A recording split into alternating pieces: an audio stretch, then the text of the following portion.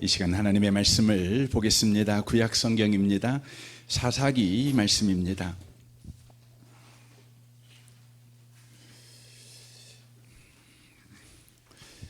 사사기입니다. 12장 말씀입니다.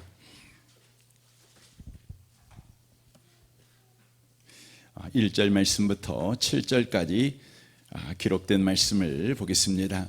사사기 12장입니다. 1절부터 7절까지입니다. 기록된 말씀을 같은 목소리로 읽겠습니다. 에브라임 사람들이 모여 북쪽으로 가서 입다에게 이르되 내가 암몬 자손과 싸우려 건너갈 때에 어찌하여 우리를 불러 너와 함께 가게 하지 아니하였느냐. 우리가 반드시 너와 내 집을 불사르리라 하니 입다가 그들에게 이르되 나와 내 백성이 암몬 자손과 크게 싸울 때에 내가 너희를 부르되 너희가 나를 그들의 손에서 구원하지 아니한 거로 나는 너희가 도와주지 아니한 것을 보고 내 목숨을 돌보지 아니하고 건너가서 암몬 자손을 쳤더니 여호와께서 그들을 내 손에 넘겨주셨거늘 너희가 어찌하여 오늘 내게 올라와서 나와 더불어 싸우고자 하느냐 하니라. 입다가 기르앗 사람을 다 모으고 에브라임과 싸웠으며 기르앗 사람들이 에브라임을 쳐서 무찔렀으니 이는 에브라임의 말이 너희 기르앗 사람은 본래 에브라임에서 도망한 자로서 에브라임과 므낫세 중에 있다 하였음이라. 기르앗 사람이 에브라임 사람보다 앞서 요단강 나루턱을 장악하고 에브라임 사람의 도망하는 자가 말하기를 청하건대 나를 건너가게 하려면 기르앗 사람이 그에게 묻기를 내가 에브라임 사람이냐 하여 그가 만일 아니라 하면 그에게 이르기를 시볼렛이라 말하래 하여 에브라임 사람이 그렇게 바로 말하지 못하고 시볼렛이라 발음하면 기르앗 사람이 곧 그를 잡아서 요단강 나루턱에서 죽였더라. 그때 에브라임 사람의 죽은 자가 42,000명이었더라. 입다가 이스라엘의 사사가 된 지 6년이라. 기르앗 사람 입다가 죽음에 기르앗에 있는 그의 성읍에 장사되었더라. 아멘. 함께 예배하는 모든 분들 가운데 이 말씀의 축복이 함께 하시기를 주님의 이름으로 축원합니다. 오늘 사사기 강의 23번째 말씀을 나누겠습니다. 우리는 이 앞주에 이 12장에서 에브라임 지파에 관한 말씀을 우리가 먼저 나눴습니다. 에브라임 지파는 은혜를 놀랍게 받은 지파이지만 헛되게 사용한 지파라고 하는 것입니다. 에브라임 지파는 요셉의 둘째 아들이 조상이지요. 그럼에도 불구하고 에브라임은 장자의 복을 받았고 나중에는 야곱의 손자임에도 불구하고 12지파 중에 바로 한 지파가 되었다고 하는 것입니다. 그들은 야곱의 손자임에도 불구하고 12지파가 되었는데 나중에 가나안 땅을 정복할 때에 수장이 바로 여호수아인데 여호수아가 바로 에브라임 지파입니다. 그러므로 말미암아 에브라임 지파는 바로 이스라엘 12지파 가운데 가장 중심이 되는 지파로 그렇게 역할을 바로 하게 되었다고 하는 것이죠. 나중에 성막과 언약궤가 실로에 있게 되는데 그 실로가 에브라임 바로 산지였다는 것입니다. 그러므로 말미암아서 정치적으로도 이스라엘의 중심이었을 뿐만 아니라 신앙적으로도 이스라엘의 중심 역할을 했던 바로 지파가 에브라임 바로 지파였다고 하는 것입니다. 놀라운 은혜를 받은 것 아니겠습니까? 여러분, 은혜를 많이 받았다는 것은 그만큼 바로 책임이 크다는 것입니다. 은혜가 크다는 것은 그만큼 사명이 바로 크다는 것 아니겠습니까? 그러나 에브라임 지파는 은혜는 크게 받았지만 이렇게 사사시대가 되었을 때에 그들은 책임을 다하지 못하는 그런 못난 지파였다고 하는 것입니다. 여전하게 이스라엘의 중심 지파라고 하는 명예를 그들은 갖기를 원했고 그렇게 인정받기를 원하는 마음은 있었지만 이스라엘의 12지파의 중심된 바로 역할, 그 책임은 다하지 않았다고 하는 것입니다. 그래서 기드온이 승리할 때에도 그들은 전쟁터에 나가서 기드온과 함께 싸우지 않았습니다.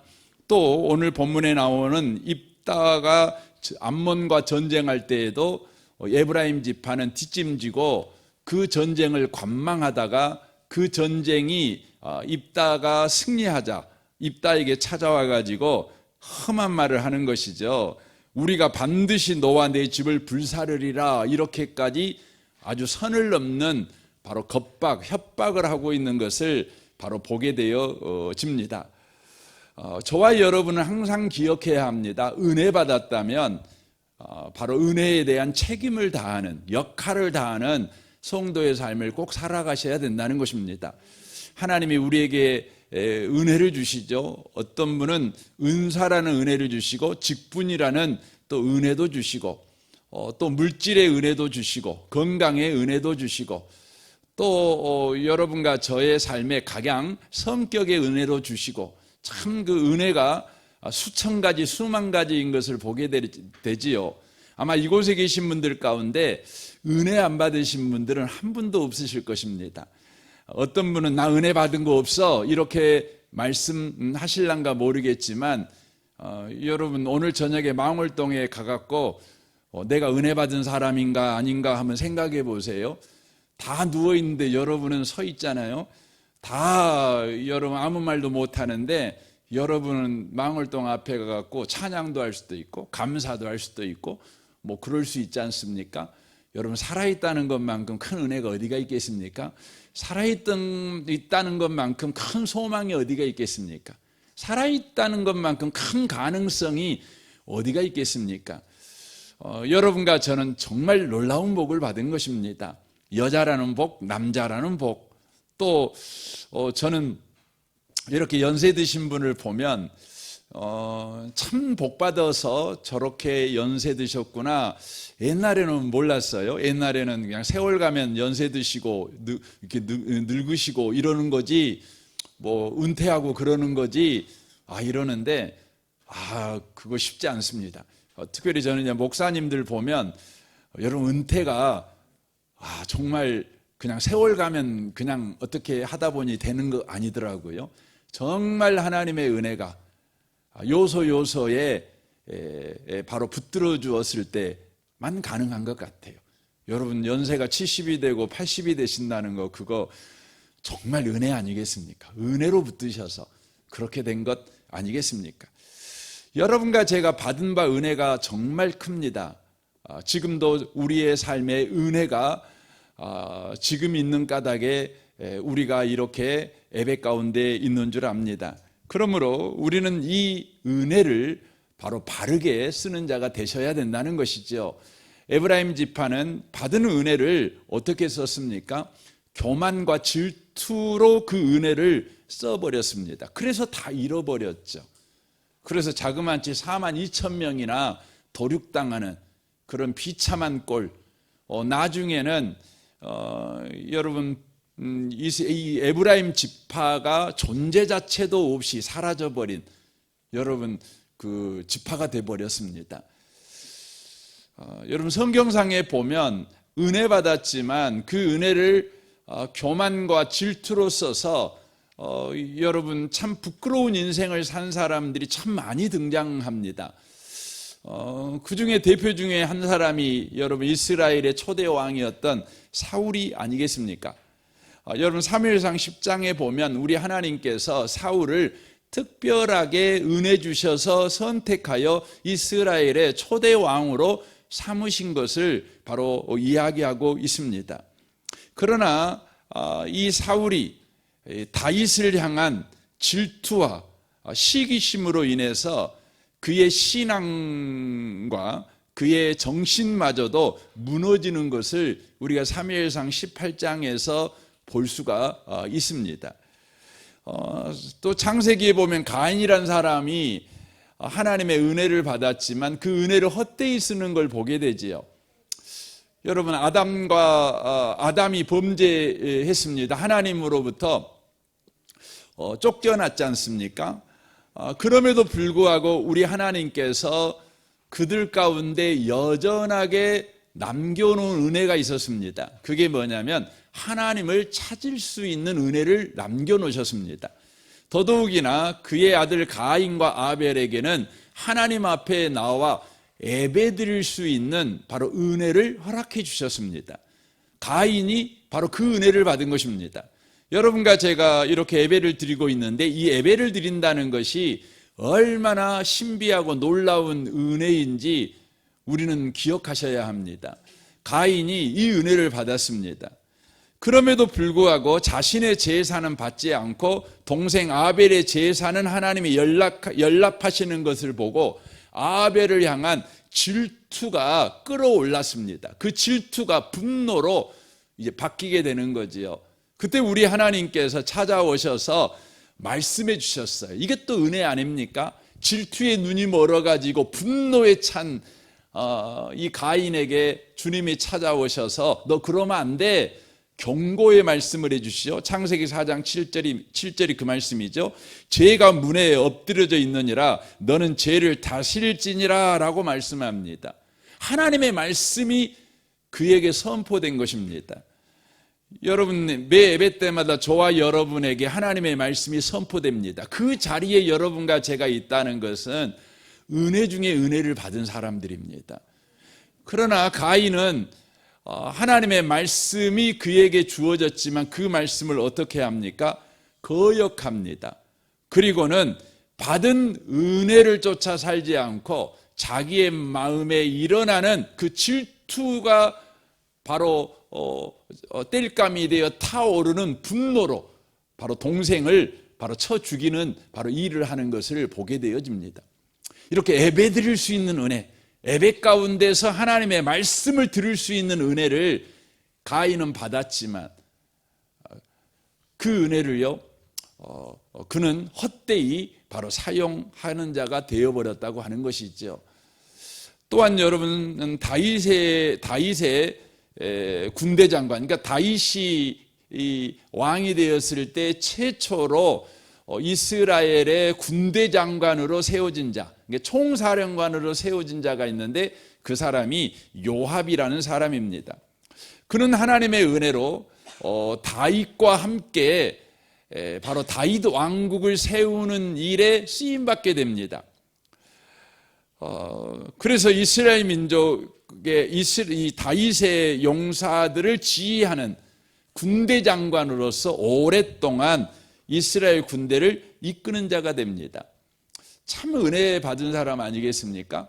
그러니까 다윗 옆에서 하나님께서 다윗을 어떻게 축복하시는가를 옆에서 볼 수 있는 자가 되었고 하나님의 은혜가 매일매일 임해서 여러분 전쟁에서 승리하는 그런 은혜를 늘 누렸던 사람이 요압 장군입니다.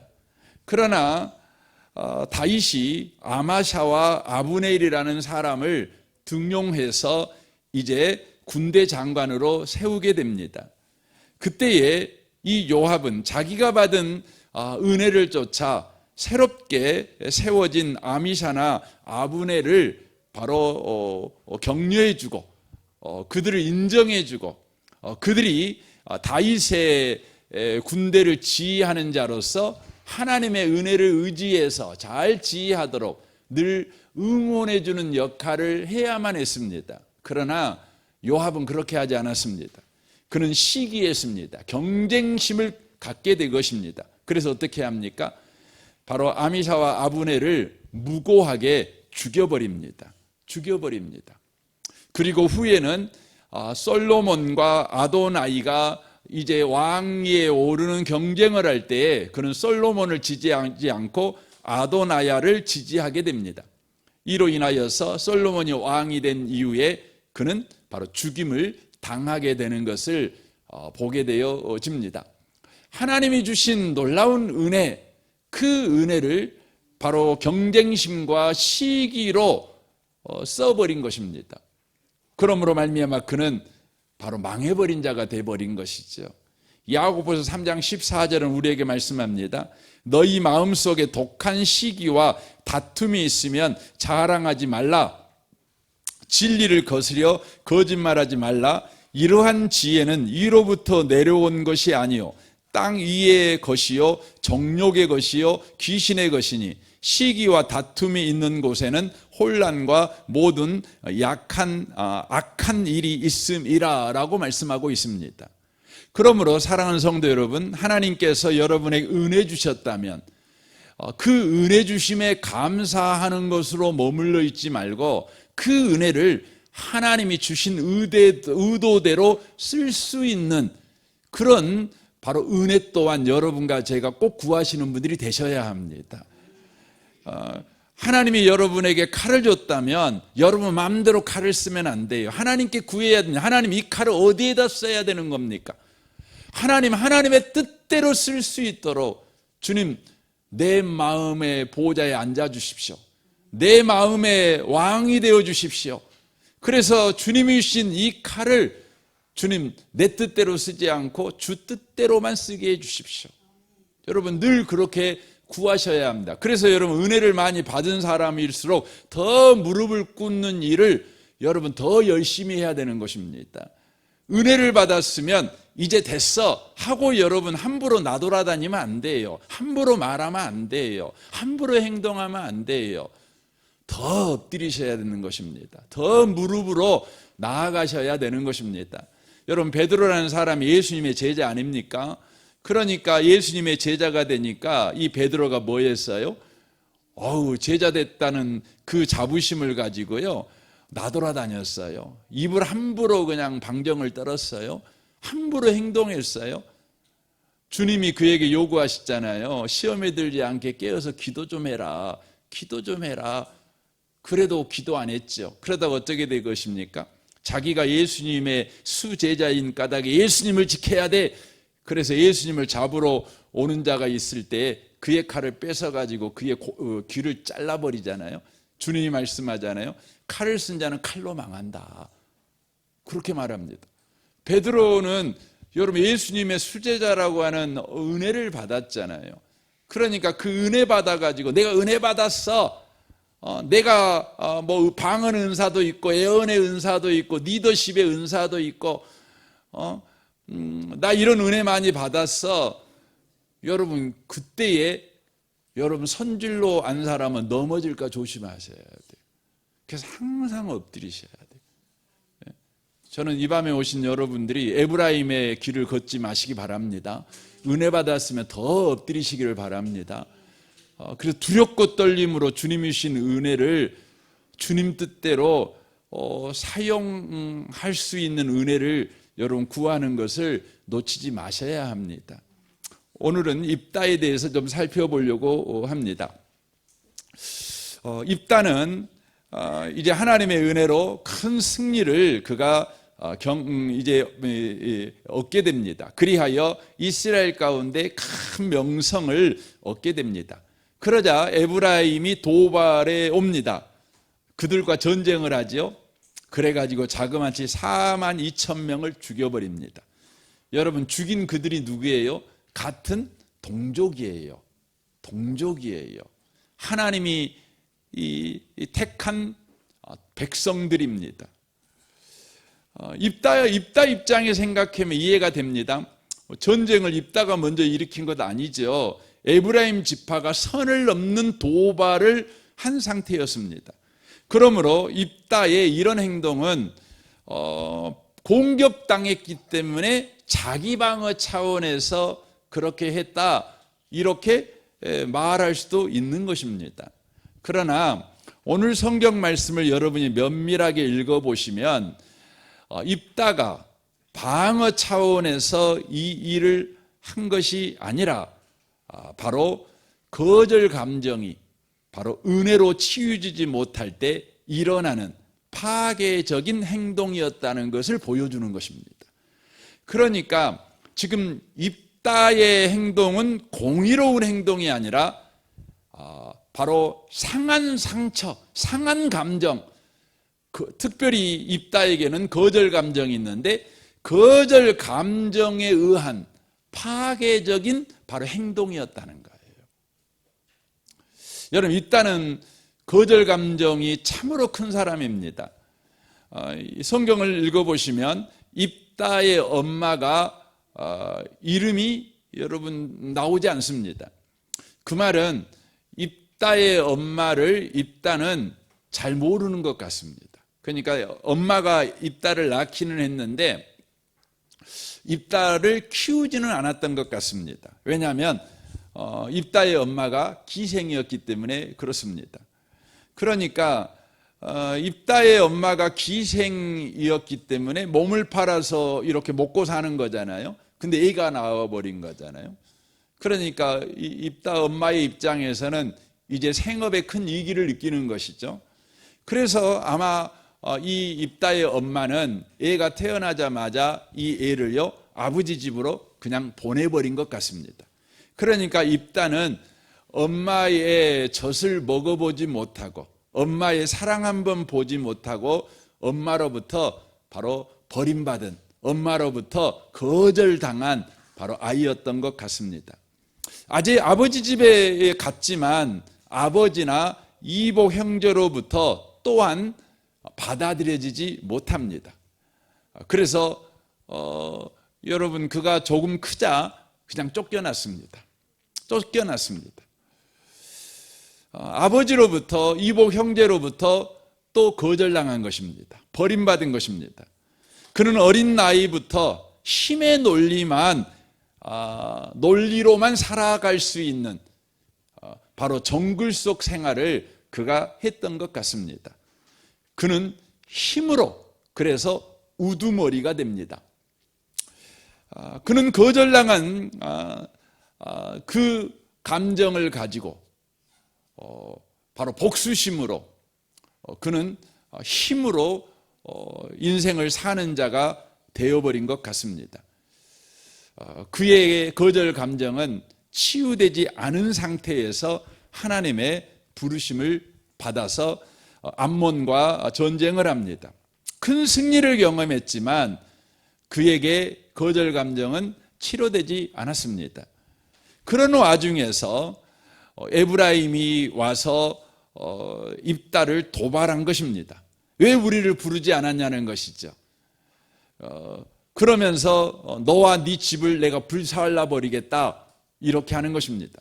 그러니까 입다의 승리를 인정해 주거나 존중히 여겨주거나 응원하거나 칭찬해 주는 것이 아니라 입다의 승리를 무시하는 것입니다. 입다의 승리를 바로 우리의 승리가 아니야, 이건 아무의 승리도 아니야 하고 승리를 바로 거절해 버리는 것입니다. 그때에 입다에게서 거절 감정이 바로 폭발해 버린 것입니다.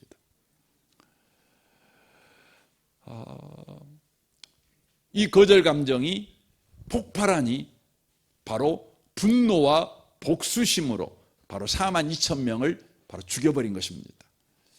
우리는 기억해야 합니다. 거절 감정이 해결되지 않는 사람이 있는데 그 사람을 거절하면 반드시 분노하고 복수한다는 것을 우리가 기억할 필요가 있습니다. 그래서 성경은 거절 감정과 분노에 대해서 이렇게 말씀합니다. 히브리서 12장 15절입니다. 너희는 하나님의 은혜에 이르지 못하는 자가 없도록 하고 쓴뿌리가 나서 괴롭게 하여 많은 사람이 이로 말미암아 더럽게 되지 않도록 하라라고 말합니다. 쓴뿌리라고 이야기를 하고 있지요. 여러분 우리 안에 상한 감정이 있잖아요. 상한 감정에서 모든 상한 감정의 대장 노릇을 하는 감정이 있지요. 그게 뭡니까? 거절 감정입니다. 그러니까 이 거절 감정을 가지고 있으면 하나님의 은혜에 이르지 못한다는 거죠. 그러니까 하나님의 은혜를 받았지만 그 은혜로 다른 사람을 대하지를 못해요. 그러니까 은혜는 받았는데 거절 감정, 이 쓴뿌리 상한 감정이 바로 치유되지 않은 사람은 은혜는 받았는데 여러분 그 은혜를요 상대방한테 전달을 하지 못해요. 바르게 전달을 못해요. 그래서 에베소 4장 30절은 이렇게 말합니다. 하나님의 성령을 슬프게 하지 마십시오. 여러분은 성령 안에서 구속의 날을 위하여 인치심을 받았습니다. 모든 악독과 격정과 분노와 소란과 욕설은 모든 악의와 함께 내버리십시오라고 말합니다. 여기 말씀에 보면 성령을 슬프게 하지 말라고 말씀하시더니 갑자기 바로 모든 악독, 격정, 분노, 소란, 욕설은 모든 악과 함께 내버려라 이렇게 돼 있죠. 그러니까 성령을 슬프게 하는 일이 뭐냐? 모든 악의를 갖고 있는 거예요. 이게 성령을 슬프게 한다는 것이죠. 그러니까 성령을 따라 사는 삶과 감정이 매우 밀접한 관계에 있다는 것을 지금 말씀하고 있는 것입니다. 성령을 따라 사는 삶과 우리의 감정, 그러니까 우리의 감정이 상한 감정이 아니라 건강한 감정을 가지고 있으면 우리는 성령을 따라 살아갑니다. 성령과 한 팀이 되어 우리 인생을 살아간다는 것이죠. 그러나 우리가 상한 감정을 가지고 있으면 우리는 성령과 한 팀이 되지 못하고 성령을 여러분 소외시켜버리는, 성령을 슬프게 하는 그런 신앙생활을 저와 여러분이 하게 된다는 것을 바로 이야기합니다. 거기에 보면 모든 악의가라는 단어가, 악이라는 단어가 나오잖아요. 이 악이라는 단어는 그 헬라어 그 단어가 어떤 뜻이냐면 이것은 우리 깊은 내면에 있는 악한 태도나 감정을 뜻하는 단어입니다. 악이라는 말이, 그러니까 우리 마음에 있는 악한 태도나 악한 감정 상태를 바로 악의라고 바로 표현을 하고 있다고 하는 것이지요. 그러니까 우리에게 있는 악한 감정의 여러분 대장이 뭐예요? 이게 바로 거절 감정이에요. 거절 감정이에요. 그러니까 이 거절 감정의 감정을 여전히 가지고 사는 사람은 여러분 성령을 쫓아 살아가는 일에 늘 실패한다는 거예요. 성령을 소외시켜요. 그리고 어떻게 됩니까? 이 거절 감정을 가지고 있는 사람은 악독, 격정, 분노, 소란, 욕설이 바로 열매로 튀어나오는 삶을 바로 살아가게 된다는 것을 바로 이야기를 하고 있습니다. 다윗의 아들 가운데 압살롬이 있습니다. 이 압살롬은 거절 감정이 치유되지 않았을 때 얼마나 파괴적인 인생을 살아가는가를 잘 보여주는 대표적인 성경의 인물입니다. 압살롬은 다윗의 아들이지요. 그러니까 왕자입니다. 여러분 백마탄 왕자 그러면 여러분 멋있잖아요. 뭐 여자나 남자나 할 것 없이 다 노망 아니겠습니까? 그런데 여러분 백마탄 왕자의 전형을 보여주는 사람이 누구냐면 압살롬입니다. 압살롬은요 그 신분 자체가 왕자예요. 왕자, 실제 왕자입니다. 그리고 그는요 외모가 얼마나 아름답든지 머리부터 발끝까지요 아름답지 않은 곳이 없었대요. 아름답지 않은 곳이 없었대요. 그러니까 뭐 우리 캔디에 나오는 누구죠? 테리우스? 예, 머리 이렇게 길어가지고. 그러니까 여기 압살롬이 성경의 묘사가 그래요. 성경의 묘사가 머리가 길거든요. 남자인데도 머리가 긴 거죠. 그 못생긴 사람이 머리 길면 굉장히 무섭잖아요. 예.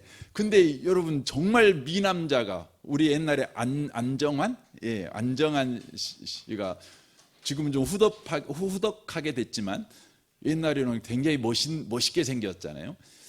머리 길었잖아요. 압살롬이 그랬습니다. 그는요 멋있게만 생긴 것이 아니라 정말 아름답게 생겼는데 아름답게만 생긴 사람이 아니라 그 사람은 능력도 출중한 사람이었습니다. 그러니까 왕자인데다가 외모가 멋있다 정도가 아니라 아름답다예요. 아름답다. 그리고 능력이 출중한 인물이었습니다. 근데 그런 압살롬이 바로 그의 인생이 비극적으로 끝납니다. 그 이유가 뭡니까? 바로 거절 감정을 바르게 바로 대하지 못했기 때문에, 바르게 해결하지 못했기 때문에 그는 분노와 복수심으로 결국 반란을 일으켜가지고 죽음을 당하는 비극적인 인물이 됩니다. 여러분, 압살롬이 어떻게 해서 거절 감정을 갖습니까? 사실 아버지 다윗이 잘못한 것이 많습니다.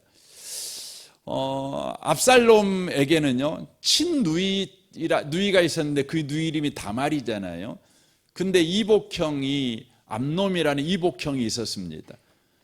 다말이 너무 이쁘게 생겨가지고 이 이복형 암놈이요 정말 못된 짓을 했죠. 그런데 이 못된 짓을 한 이 암놈에 대해서 아버지 다윗이 아무 조치를 취하지 않는 것입니다. 2년을 기다렸어요. 아버지가 뭔가 조치를 취해 줄 거라고 기대하면서. 그런데 다윗 아버지는 끝까지 조치를 취하지 않고 침묵합니다. 2년 동안 기다렸던 압살롬이요 참지 못하고 이제 정의 실현 차원에서 압살롬을 죽여버립니다. 그리고 도망을 갑니다. 그때 그 아버지 다윗이요 완전히 분노합니다. 그런데 압살롬이 이미 도망가 버렸기 때문에 어떻게 하지를 못하죠. 3년이나 도망가 있습니다. 그런데 3년이나 도망간 그 기간 동안 이제 다윗의 마음이 좀 풀립니다. 부하를 시켜가지고 압살롬 데려와 이렇게 못합니다. 그럼에도 불구하고 좀 했으면 좋을 텐데.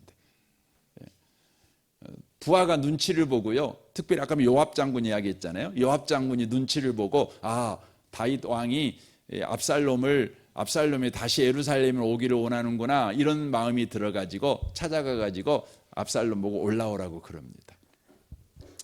압살롬이 올라옵니다. 그럼 다윗이 보고 싶었잖아요. 못난 놈, 미운 놈이지만 그 자기 자식이니까. 또 한편으로 보면 사람 죽인 거에 이해는 할 수 없지만 그래도 어느 부분에서는 이해가 되는 영역도 있잖아요. 그러니까 3년 만에 올라오는 아들 압살롬을 보고 다윗이 한 번쯤 찾아가 가지고 식사 한번 하면서 이야기할 수 있잖아요. 다독거려 줄 수 있잖아요. 그런데요 올라왔지만 다윗은 압살롬을 안 찾아옵니다. 자그마치 또 2년 동안 아무 무반응합니다. 무반응한 것입니다. 압살롬은 그때 다시 한번 자신이 아버지로부터 거절당했다. 아버지는 나를 싫어하는구나. 나는 이제 왕이 될 수 없는 사람이구나. 아버지가 나를 싫어하고 아버지가 나를 거절한다는 이 거절 감정이 그의 마음에서 고착화됩니다. 이 거절 감정이 고착화되자 이 압살롬은 어떻게 합니까? 내가 왕이 되기 위해서는 아버지를 죽여야 된다는 반역하는 마음이 일어납니다. 여러분, 거절 감정을 여러분 바르게 치유하지 못하면 반드시요 여러분 권력욕과 반역으로 변질된다는 것을 꼭 기억하셔야 합니다. 이건 그 공동체에서도 그렇습니다. 거절 감정이 여러분 바르게 해결되지 않으면 반드시 여러분 권위자에게 반역합니다. 권위자를 밟고 그 위에 서려고 하는 권력욕이 일어난다는 것을 놓치시면 안 되는 것입니다. 압살롬은 거절 감정을 해결하지 못해서 결국 반역합니다. 그리고 그는 반역이 진압되어서 그가 죽게 되는 거죠. 죽게 되는 것이죠. 그의 아름다운 머리칼이 상수리 나무에 걸려버리잖아요. 그래서 대롱대롱 달려 있었을 때 요압 장군이 와서요 죽여버립니다. 이게 바로 압살롬의 비극적인 생애이죠. 여러분과 저는 이 압살롬 이야기, 또 오늘 입다 이야기를 여러분 보시면서 우리 안에 일어나는 이 거절 감정을 신앙적으로 어떻게 다루어야 되는가를 반드시 배우셔야 됩니다. 왜냐하면 저와 여러분에게는 다 거절 감정이 있거든요. 일어나잖아요. 거절 감정이 다 있어요. 상한 감정이 다 있습니다. 여러분, 거절 감정을 어떻게 치료해야 됩니까? 여러분, 이것을 치료하기 위해서는 우리는 예수님을 바라봐야 됩니다. 그러니까 예수님은요 참으로 거절을 많이 당하신 분이십니다. 여러분이 아는 것처럼 예수님은 이 땅에 태어날 때부터 말구유에 태어나신 분이십니다. 헤롯이 다 예수님을 죽이려고 하니까 태어난 지 얼마 되지 않아 가지고 여러분 애굽으로 도망갔던 분이십니다. 다시 돌아와서 고향 나사렛에서 살지만 나사렛의 같은 동네 사람들이 예수님을 여러분 배척합니다. 예수님이 기적을 베푸시죠. 5,000명을 먹이는 기적도 베푸시잖아요. 근데 그것 먹고 배불렀던 사람들이요 예수님을 여러분 배신 때려가지고 예수님을 여러분 바위에 낭떠러지로 밀어버리려고 합니다. 뭐 그뿐만 아니죠. 예수님을 돌로 때려 죽이려고도 하지요. 끝내 예수님은 십자가에 못 박히시게 됩니다. 옷이 다 벗겨지게 되죠. 가시 면류관을 씁니다. 옷을 벗기고 가시 면류관을 머리에 씌우고 나서 사람들은 예수님을 조롱하죠. 예수님을 비웃죠. 십자가에 죽으실 때 하나님 아버지로부터도 예수님은 거절당합니다. 근데 놀라운 것은 예수님은 거절 감정에 의하여 분노하거나 복수하지 않으십니다. 예수님은 거절 감정을 가질 수밖에 없었지만 그 거절 감정을 가지고 구원 사역을 끝까지 이루는 일에 바로 그것을 사용합니다. 여러분과 제가 놓치지 않으셨으면 좋겠어요. 여러분과 저에게 상한 감정이 있어요. 그러면 예수 안에서요 상한 감정은 사명이라는 것을 여러분과 제가 꼭 이해해야 합니다. 그러니까 이제 우리가 내적 치유 세미나를 합니다. 이제 저희 교회도 했었는데 지금 안 한 지가 꽤 오래됐는데요.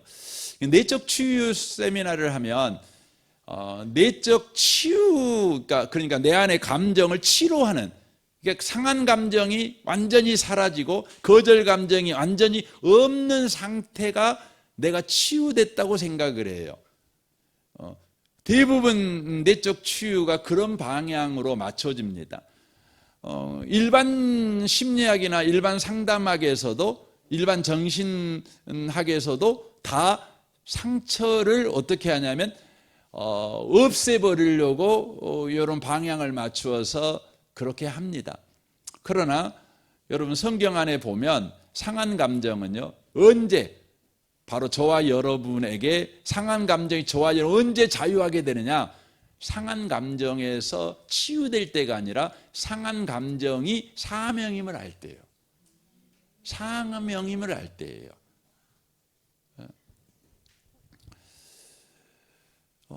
굉장히 중요합니다.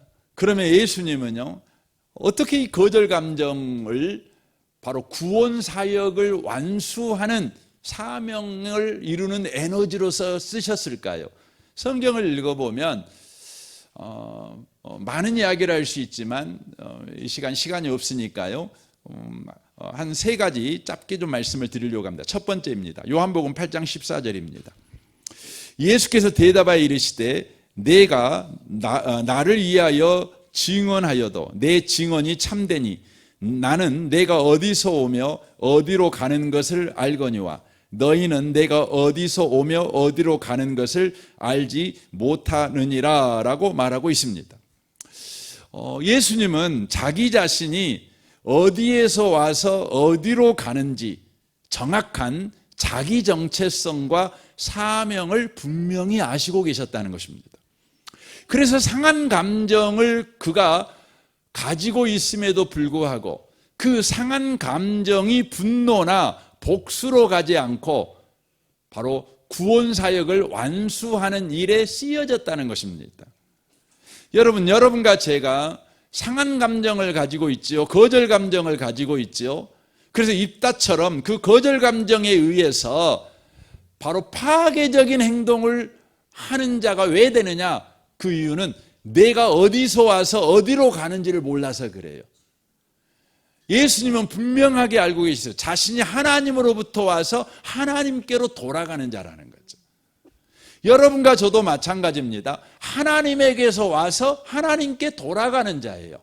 이 말은 어떤 의미입니까? 하나님이 사명을 줘서 우리가 이 땅에 왔고 우리는 다시 하나님께로 돌아가서 바로 그 사명에 대해서 바로 결산을 받는 자라는 거예요. 이게 우리의 정체성이라는 거죠. 그러니까 우리는 하나님으로부터 나온 사람이고 하나님께 돌아가는 사람이지 이 땅의 삶을 살아가면서 받았던 것을 이 땅에서 분풀이하는 사람이 되면 안 된다는 거예요. 우리는 하나님에부터 보내심을 받을 때 하나님께서 우리에게 주신 것을 이 땅에 사용하라고 이 땅에 보낸 거 아니겠습니까? 그러므로 이 땅에서 우리가 해야 될 일은 뭐냐면 이 땅을 살면서 받은 것을 이 땅에다가 여러분 쏟아놓고 가는 자가 아니라 하나님께로부터 받은 것을 이 땅에 쏟아놓고 그리고 하나님께 돌아가는 자라는 바로 여러분과 저의 정체성을 이해해야 된다는 것이에요. 그때에 우리는 이 땅의 삶을 살아가면서 우리가 받는 이 상한 감정, 거절을 받을 수밖에 없는, 그래서 생겨나는 이 거절 감정을요, 여러분 하나님이 주신 바로 은혜 속에서 그것을 여러분 통로로 쓸 줄 아는 자가 된다는 거예요. 여러분 누군가에게요 은혜를 흘려보낼 때는요 반드시 통로가 필요해요. 통로가 필요한데요, 그 통로가 뭘까요? 여러분 이 땅의 삶을 살아가면서 우리가 받는 상처, 우리가 받는 어려움, 이게 통로예요. 여러분 가부속은 가부만 한다 그러잖아요. 여러분 가부에게 은혜가 흘러가게 하는 가장 좋은 통로가 뭐예요? 내가 가부되는 거예요. 그렇습니다. 여러분 상처받은 사람에게 가장 하나님의 은혜가 빨리 흘러가게 만드는 방식이 뭐죠? 상처받은 사람이 여러분 가셔가지고 하나님의 은혜를 말해주는 거예요. 그래요. 그러니까 예수님은요 자신이 누구인지를 아셨어요. 여러분과 저도 누구인지를 정확하게 알고 그 정체성 이의 인생을 살아가게 될 때 우리가 이 땅의 삶을 살아가면서 받는 수없이 많은 상처들, 수없이 많은 거절 감정들, 여러분 그것이요 저와 여러분에게 분노나 복수로 쓰여지는 것이 아니라 은혜의 통로로 쓰여진다는 거예요. 쓰여진다는 거예요. 꼭 여러분 놓치지 않으셨으면 좋겠습니다. 두 번째입니다. 두 번째는 예수님은요 야곱 마태복음 1장 35절 보면 이렇게 돼 있어요. 아주 이른 새벽에 예수께서 일어나서 외딴 곳에 나가셔서 거기에서 기도하고 계셨다. 그때에 시몬과 그의 일행이 예수를 찾아 나섰다. 그들은 예수를 만나자 모두 선생님을 찾고 있습니다 하고 말하였다. 예수께서 그들에게 말씀하셨다. 가까운 여러 고을로 가자. 거기서도 내가 말씀을 선포해야 하겠다. 나는 이 일을 하려 왔다라고 말합니다. 예수님은요 하루 일과를 시작하기 전에 가장 먼저 하신 일이 뭐냐면 바로 기도하시는 것이었습니다. 그런데 예수님이 하시는 일과가 뭐였냐면 사람들을 만나서 복음을 전하는 것이었습니다. 그런데 예수님이 복음을 전하는 상대가 어떤 사람들이었냐면 그 복음을 기쁨으로 받아들이는 사람이 많은 것보다 그 복음을 거절하는 사람들이 훨씬 많은 바로 사람들이었다는 거예요. 그러니까 예수님께서 복음을 전하면 누구나 다 스폰지처럼 아멘 아멘 하고 받는 그런 사람들이 아니에요. 예수님이 복음을 전하면 거절해요. 시험하고 비난하고 이런 사람들이 태반이었어요. 그래서 여러분 예수님께서요 하늘로 승천하실 때에 몇 명이 그걸 봤다고 그랬어요? 500명이 봤어요. 500명. 그리고 여러분 그 예수님이 예루살렘 떠나지 말고 기도해라 이렇게 할 때 몇 명이 남았다고요?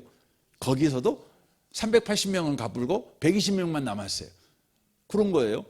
근데 여러분 예수님이 이 땅에 사역을 하면서 몇 사람에게나 여러분 말씀을 전했을까요? 여러분 당장 알잖아요. 500년 이적을 행할 때 거기에 몇 명이 앉아서 설교 들었다는 거예요. 여러분 장정, 그러니까 거기서 장정이라는 것은 13세부터 60세까지를 말하는 겁니다. 그 사람만 5천 명이었어요. 그러면 이쪽 저쪽 더하면 약 2만 명 정도가 거기에 앉아 있었어요. 근데 그 2만 명 중에서 다 예수를 말씀드릴 때마다 은혜 받고 아멘 아멘 했을까요? 아니에요. 거절하는 사람이 훨씬 많았어요. 그 나중에 십자가에 못 박여 죽일 때 예수님 팬든 사람이 한 명도 없었다니까요. 그러니까 예수님이 하루 일과를 시작할 때 하루 일과를 사는 것은 뭐였냐면 사람 만나는 것인데 그 사람들은 다 어떤 사람이었어요? 예수님에게 상처 주는 사람이었어요. 예수님을 거절하는 사람들이었어요. 그런데 그런 사람들 앞에 예수님은 어떻게 기꺼이 나가는 겁니다. 상처를 감수하고 그냥 가는 겁니다. 들어가는 것입니다. 그런데 그렇게 했던 이유가 뭐예요? 바로 거절하는 사람을 만나기 전에 받아들여 주시는 하나님을 만난 거예요. 새벽 기도가 왜 중요합니까? 새벽 기도는요, 나를 받아주시는 주님을 먼저 만나는 거예요. 그러니까 나를 사랑하시는 주님으로 내 마음에 코팅 처리를 하는 거예요. 내 마음을 촉촉히 적셔 놓는 거죠. 이런 일이 없으면 우리는 이런 일을 하지 않고 우리가 세상으로 나가면요, 직장으로 나가면 여러분에게 상처 주는 사람, 여러분을 시험 들게 하는 그런 사람들에게 저와 여러분은 견뎌내지를 못해요. 그래서 어떻게 합니까? 복수하지요. 그래서 어떻게 합니까? 분노하지요. 여러분 예수님께서 상한 감정을 복수하는데 분노하는 데 쓰지 않고 그것을요 구원을 위한 에너지로 썼던 이유는 예수님은요 사람을 만나기 전에 하나님을 항상 먼저 만났다는 거예요. 여러분 새벽을 깨우시는 분이 되시기 바랍니다. 여기까지 예배당에 나오시면 더 좋고요. 예배당에 안 나오시더라도 여러분 새벽에 가장 먼저 눈을 떴을 때 여러분과 제가 해야 될 일은 뭐냐면 엎드리는 거예요. 주의 이름 부르는 거죠. 하나님의 아버지임을 다시 한번 확인하는 것입니다.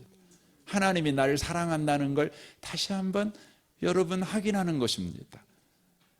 그래서 하나님의 사랑으로 여러분 갑옷을 입고 겉옷을 입고 또 속은 또 하나님의 사랑으로 든든히 채우고 여러분 메마른 광야를 여러분 걸어가야 되는 것입니다. 세 번째가 있습니다. 이사야 53장 3절입니다. 그는 사람들에게 미움과 멸시를 받았으며 아픔과 고통을 많이 겪었다. 사람들은 그를 바라보려 하지 않았다. 그는 미움을 받았고 우리 가운데 아무도 그를 귀히 여기지 않았다. 정말로 그는 우리의 질병을 짊어지고 우리의 아픔을 대신 겪었다라고 되어 있습니다. 무슨 말입니까? 예수님은 이 땅에 보내심을 받을 때에 거절받는 것이 하나님의 뜻이었다는 거예요. 이걸 알았습니다. 그러니까 그 하나님의 뜻이 뭐였냐? 예수가 사람들에게 거절받는 것이었어요. 그것이 뭐였어요? 구원의 방법이었어요. 예수님은요, 당신이 거절받는 것이 하나님의 뜻이며 그것이 구원의 방법이라는 것을 그는 알고 있었어요. 그래서 그분은 어떻게 하셨어요? 7절에 보면 그는 매를 맞고 고난을 당했으나 마치 도살장으로 끌려가는 어린 양과 같이 아무 말도 하지 않았다. 털을 깎이는 양과 같이 잠잠하고 입을 열지 않았다라고 되어 있습니다. 예수님은 자신이 거절당하는 것이 구원의 방법인 것을 알았기 때문에 거절하는 자들에게 대항하거나 공격하거나 그들을 향해서 욕을 하는 것이 아니라 아무 말 하지 않았어요. 저와 여러분에게도 이게 필요합니다. 세상을 구원하는 방식은 뭡니까? 성경은 그렇게 돼 있죠. 저와 여러분이 바로 거절을 당할 것입니다. 그것이 구원 방법이래요. 구원 방법이래요. 그래서 우리는 예수님처럼 입을 열지 않는 것이 중요합니다. 그래서 사도행전 7장에 보면 스데반 집사가 복음을 전하다가 사람들에게 거절당하여 급기야 돌에 맞아 죽지 않습니까? 그런데 스데반은 그들을 대항하지 않습니다. 예수님처럼 반응하지요. 그 후에 어떻게 됩니까? 여러분 사도행전 7장 마지막부터 8장 4절까지 딱 읽어보세요. 그러시면 거기서 알 수 있죠. 스데반 집사가 거절당할 때에 그가 예수님처럼 반응합니다. 그때 어떤 일이 벌어지죠? 예루살렘에 있던 그리스도인들이 온 세계로 흩어진 자들이 4절에 보니까 복음을 전해요. 그래서 사마리아가 8장에 보면 기쁨의 도시로 변했다. 이렇게 돼 있어요. 이렇게 돼 있는 거죠. 시간이 많이 가서 정리하겠습니다. 여러분과 저는 늘 거절을 받는 삶을 살아갑니다. 그래서 거절 감정을 갖게 됩니다. 여러분 거절 감정을 가졌다는 것이 문제가 아닙니다. 그 거절 감정에 여러분과 제가 붙잡혀 분노와 복수로 거절 감정을 쓰는 게 문제입니다. 예수님처럼 우리의 거절 감정을 구원을 이루는 에너지로 써야 합니다. 선을 이루는 에너지로 써야 됩니다. 이를 위해서는 예수님처럼 자신이 누구인가를 정확하게 알으셔야 합니다. 더 나아가 거절하는 사람을 만나기 전에 주님을 먼저 만나는 일이 꼭 필요합니다. 세 번째는 그것이 구원의 방법이라는 걸 아셔야 합니다. 우리 함께 기도하기를 원합니다. 오늘 말씀을 우리 생각하며 잠시 좀 기도했으면 좋겠습니다. 여러분을 거절했던 그 사람이 생각날 수 있습니다. 상한 감정으로 인하여서 울고 있는 여러분 자신을 볼 수도 있습니다. 그러나 이제 그 거절 감정에 여러분이 붙잡혀서 살아서는 안 됩니다. 거절 감정을 우리는 그리스도인의 삶을 살아가는 일에 사용해야 합니다. 예수님처럼 예수님처럼 내가 누구인가를 정확하게 아는 그 정체성 위의 인생을 살게 하여 주옵소서. 주님을 가장 먼저 만나고 주님의 사랑으로 갑옷을 입는, 주님의 사랑으로 우리의 마음이 촉촉하게 튀겨지는 일이 매일매일 가장 먼저 있게 하여 주옵소서. 그것이 구원의 방법임을 알게 하여 주옵소서. 우리 시간 같이 한번 기도하겠습니다. 오 하나님 아버지, 그렇습니다. 입다는 거절 감정에 붙잡혀 파괴적인 행동을 했습니다. 42,000명이나 되는 사람을 죽였습니다. 분노와 복수심에 찼습니다. 주님, 우리도 늘 마음이 상하는 그런 삶을 살아갑니다. 사람들에게 거절당합니다. 우리 안에 거절 감정이 참 많이 있습니다. 주님, 그러나 예수님처럼 우리가 살아가기를 원합니다. 그리하여 거절 감정이 구원 사역의 에너지로 쓰여지기를 원하며 그리스도인의 삶을 살아가는 영광스러운 일에 쓰여진 에너지가 되기를 원합니다. 이를 이 하나님 아버지 우리의 정체성이 분명한 삶을 살아가도록 주여 우리를 축복하여 주옵소서. 하나님 아버지 감사합니다. 참 우리가 상한 감정을 가지고 살아가는 우리의 인생, 우리를 거절하고 우리를 속상하게 하는 사람들이 가득 찬 인생살이를 우리가 해갑니다. 우리에게 참 거절 감정이 많이 있습니다. 그러나 주님, 이 거절 감정을 입다처럼 분노와 복수심으로 복수하는 일에 쓰는 자가 되지 않기를 원합니다. 도리어 예수님처럼 거절 감정을 구원 사역을 끝까지 이루는 바로 에너지로 쓰는 자가 되기를 원합니다. 그리스도인의 삶을 살아가는 일에 우리의 거절 감정을 쓰는 자가 되기를 원합니다. 이를 위해서 주님 예수님처럼 우리가 누구에게서 보내심을 받았고 또 누구에게로 돌아가는 자인지 우리의 신분을 정확하게 이해하는 우리 인생을 살아가는 자가 되게 해 주옵소서. 또한 하루의 시작을 하나님을 만나는 것으로 시작하는 우리가 되게 해 주옵소서. 사람을 만나기 전에 하나님을 만나는 일을 주여 생략하지 않도록 주님 계속해서 우리에게 은혜를 허락하여 주옵소서. 그리스도인의 삶은 거절받음으로 누군가를 구원하는 자가 된다는 것을 기억하게 하여 주옵소서. 예수님이 거절받음으로 우리가 주님에게 받아들여진 자가 되었던 것처럼 우리가 누군가에게 거절당할 때 주님으로부터 받아들여지는 일이 일어난다는 걸 기억하고 주님 거절받는 일이 일어날 때 이상한 일 당한 자처럼 괴로워하지 않게 하시고 낙심하지 않게 하시고 더욱 주님 바라보며 주 안에 있는 삶을 살아내는 우리가 되도록 축복하여 주옵소서. 주님이 이 밤에 우리를 축복하시니 감사합니다. 예수님의 이름으로 기도합니다. 아멘, 아멘.